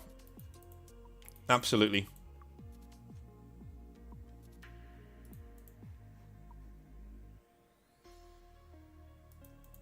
Absolutely. Any other armies you want me to look at? We've essentially discussed one-page rules and why we're using it for our tournament. I could have gone down the 40k route, but let's get into the reasons why I didn't. Okay, so going down the 40k route, we have what I can only describe as everybody would get 1 or 2 games in, and everybody would be super tired by the time the night out came later on. Do you know what I mean? Everybody would be knackered by the time it came for the night out. I'm more looking forward to going out with a bunch of lads that I've never met before and having a pint. That's what I'm there for. I'm there for the tournament. That's going to be really cool. I'm going to have a lot of fun there. But I'm looking forward to getting to know people over a beer. That's what I want to do. I don't want people going out and being like, oh, I can't be fucked. I'm going to go back to the hotel. I'm going to go sleep. Because I've played 3 games of Warhammer 40,000 and my brain is melted, right? Also, I enjoy one-page rules more. You know, I just enjoy it as a game. You know, there are less. Also, as the tournament organizer, I'm not qualified to do rulings on 40k because I've not played it in like a year now, right? So I'm not qualified to do that. So, but I am qualified, more than qualified, to do rulings on one-page rules because I don't think I'll even need to because one-page rules is very, very simple.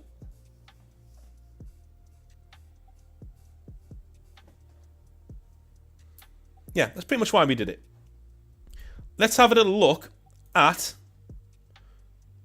this again. Somebody had a question then about OPR. What was it? Blood Angels. Blood Angels are what I play. So when I'm playing in the tournament, you will see me playing Emperor's Wolves, but they are Blood Angels, the Blood Brothers. The Blood Brothers. They are essentially loyalist versions of the World Eaters that we've already seen, with the advanced tactics and different stratagems, not stratagems, that's a dirty word, with some of the same rules as the normal Battle Brothers as well, mixed in there. But in terms of the normal Assault Battle Brothers, these are the guys you're going to use for the most part, right? They have 5 heavy pistols with 1 attack each, and they have 5 close combat weapons in the squad with 2 attacks each, AP 1. But here's where the power of the Blood Angels is. Fearless, yeah, sure, every Space Marine has that, but Furious. The same rule as your World Eaters. When charging, unmodified rolls of 6 to hit in melee deal 1 extra hit. Pretty incredible. And when you see the actual things they can get, again, as a bog standard troop choice, this is brilliant. 175 points, that's pretty special. That's really, really good. They're just solid. Like, Blood Angels as a close combat Space Marine army are solid, and they act that way too, right? Grey Knights will probably wipe the floor with them, I'm going to be honest, because they have a lot more toys. As they should. Again, OPR is a game that takes the Warhammer 40,000 lore a lot more seriously than Warhammer 40,000 does. Custodes and Grey Knights would wipe the floor with normal Space Marines if you're not careful. But you can still beat Custodes with normal Space Marines. Especially if there's objectives on the field as well. And you just got to be very careful, you know? Like a Custodes player has to do a lot less to beat you if you're a Space Marine player than you need to do to beat him. And that's how it should be as well, right? He's just got a more powerful faction. They're a lot more in your face. Their power is a lot more overt than yours is, you know? Yeah, your normal Blood Battle Brothers have it too. So your normal ones who aren't Assault ones have Furious. Everybody has Furious in this army, which I love. It is get in the face, get to grips with the enemy, charge, have fun. Brilliant. And they have different things like War Chant, you know, things like that. Very fast. So a few of them have this, right? So it moves plus 4 inches when using Advanced, and plus 8 inches when using Rush and Charge. There are a few models in here that also have very fast, which is cool. Let me tell you. I love it. Absolutely love it. I think the Assault Marines of the Blood Angels get very fast.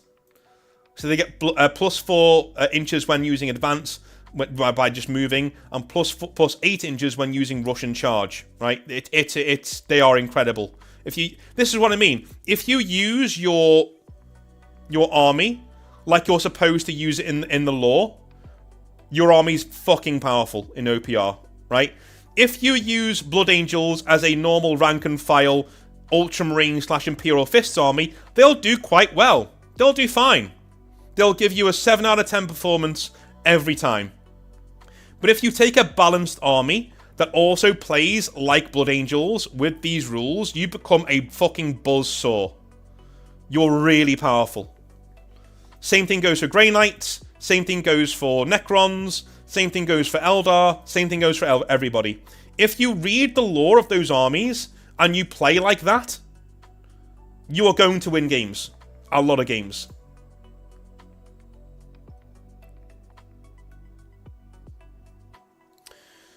Blind Lobster says, when you were working at a Games Workshop store, what secondary game rules did you need to know? Lord of the Rings, Battlefield Gothic, Mordheim, Blood Bowl? I don't know when you left. Okay, so I left around 2018. We didn't need to know any secondary game systems. We needed to know 40k and Age of Sigmar. That's all they cared about.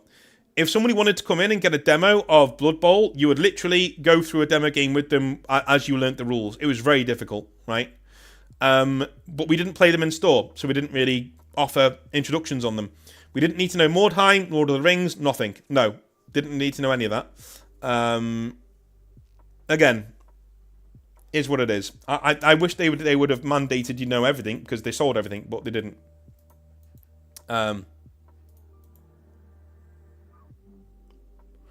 Death Guard will be dope, no worries. If not, I'll have a mooch at some point. Okay, let's have a little look. Let's have a little look at Havoc Brothers and Plague Disciples. Here we go. Here we go. So, Blessings of the Plague. This model and its unit get regeneration. That's everybody, by the way. I'm thinking everybody has regeneration in Death Guard. Let's go with Plague Brothers. Your normal Plague Brothers. Your bog standard Chaos Space Marines that are dedicated to Nurgle. They have a quality of 3+, and a defense quality of 3+. They are Putrid. When taking a wound, roll 1 die. On a 6+, it is ignored. Basically, feel no pain. They have Fire Coast combat weapons. They are the bog standard Marines, but they have other big, heavy toys down here. Now, you don't normally get this with Space Marines, but you do with Death Guard. Why? Because Death Guard are very big and very tanky, and they're very good at hauling ass. At hauling big pieces of machinery like fusion rifles and plague launchers and heavy machine guns, right? You get these in squads with your Death Guard rather than most other people, because they're very good at hauling them. Plague Destroyers, we have your normal cultists. Everybody has Putrid across the army, so everybody gets that 6+ feel no pain, and I think with certain spells it gets better. So you can make that feel no pain get better as you go along through the army. Rock Wave, target an enemy unit within 12 inches. It takes 6 hits with AP2. That's brilliant, actually. That's really good. Anybody with caster can cast these, by the way. So anybody with the caster special rule can cast these. Your Plague Champion. Let's look at your Plague Champion. Your main guy. So here's a hero. So heroes with up to toughness 6 may deploy as part of a multi-model unit without another hero. The hero may take morale tests on behalf of the unit, but must use the unit's defense until all the other models have been killed. He also has Putrid and 3 wounds. You can add different parts of this, so the War Chant. Now this is where, in your normal Chaos Space Marine army, because there are no rules for Iron Warriors, this is where you can start to really make your force Iron Warriors, right? So you can take Dark Smith, and most Iron Warriors players will allow you to take this on every squad if you want, right? Every single battle group that I've been a part of or been to, they allow thematic things, like the squad leaders of Iron Warriors squads all have Repair, which is Dark Smith, and Repair is, once per this model's activation, before attacking, if within 2 inches of a model with Tough, roll 1 die. On a 2+, you may remove D3 wounds from that model. They are very, very hard to shift, but Iron Warriors players that I know limit this to only mechanical things. So they can repair mechanics like no one's business. Anyway, he can get Blessings of the Plague, so he gets Plague Lord, right? He can get Ring the Bell, which is this model and its unit move +2 inches on advance and +4 charge on rush or charge moves. Pretty cool. Dual Energy Claws, these are brilliant. So 4 attacks at rending, which is not nice. Ignores regeneration, and on unmodified rolls to hit of a 6, get AP4. Not nice at all. Nearly everybody can take poisoned weapons in Nurgle forces, so ignores regeneration, and the target must re-roll unmodified defense rolls of a 6 when blocking hits. That's annoying. I've done that so many times. So it also makes your opponent go, yes, I rolled 3 6s. Re-roll those, my friend, because it's poison. It's horrible. But yeah, they're very, very, very good. Very tanky. Extremely tanky. Mainly because they've all got Putrid. Like, there aren't very many other armies that all have a 6+ feel no pain that can get better with certain combinations of psychic powers. And most of them, most of the normal troops have tough as well, which is pretty good. It's pretty awesome. Anyway.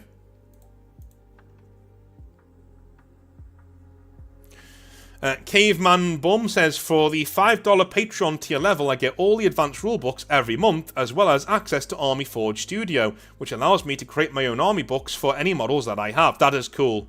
I might need to look into that. Absolutely. That's awesome. Any OPR players here? What would you say is the best faction in OPR? There shouldn't really be a total right answer to this, but I'd be very interested to hear what you think. For me, it's probably Necrons. Eldar are also very strong. Very strong. But Necrons or Eldar for me would be the two. But to be fair, in OPR, as I said before, everybody's broken. If you have the most broken Eldar list, all I need to do is 5 minutes of brain power, and I can bring an equally not as powerful, but a list that can absolutely rend you a new one in any list, in any army in OPR. Which is why I love it so much. But anyway, enough of talking about OPR. I'm starting to lose my voice. But as you can tell, I know a bit about OPR, and I'm very, very, very happy to be doing a full event in OPR. It's going to be awesome, and we're going to have an awesome day on the day. If you want to get involved, make sure you send an email, as you can see on the screen right now. Send an email to northernexilevents@gmail.com. That is northernexilevents@gmail.com with your name, contact number, and the 40k army you're bringing to our one-page rules tournament. All you need is your choice of army, that's all. Doesn't need to be what list you're bringing or whatever, anything like that. Nope, doesn't need to be that at all. You're fine.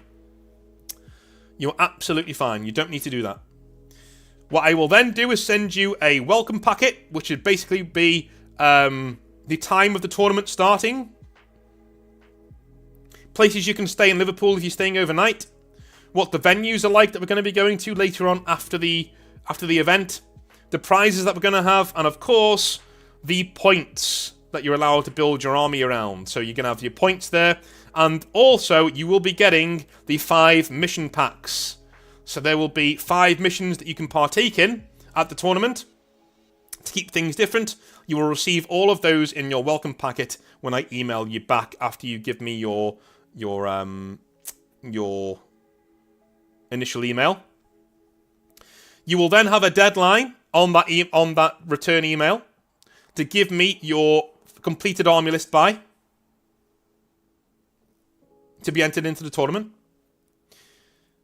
And then after that, you'll get a final email from me just thanking you and just telling you basically, yeah, you're in and let's go. We'll have some fun. So send your emails to northernexile.event.com. I've already gotten a few emails in, which is very nice of you. Thank you very much. And I will get back to you very, very quickly with I'll get back to you as and when. So as I get the emails, I'll get back to you either on the day or the day after with your welcome packet. And then secondly, you will be getting your rules, things like that. All right.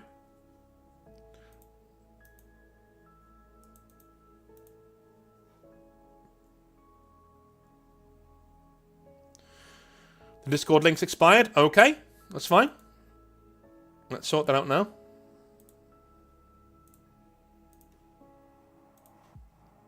Discord link is in the chat.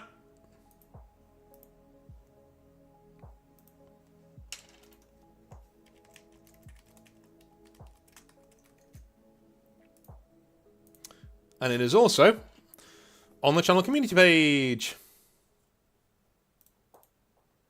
Alrighty, that is going to do it for me. I'm pretty tired, so I'm going to go and rest my voice. But thank you very, very, very much for being a part of the announcement.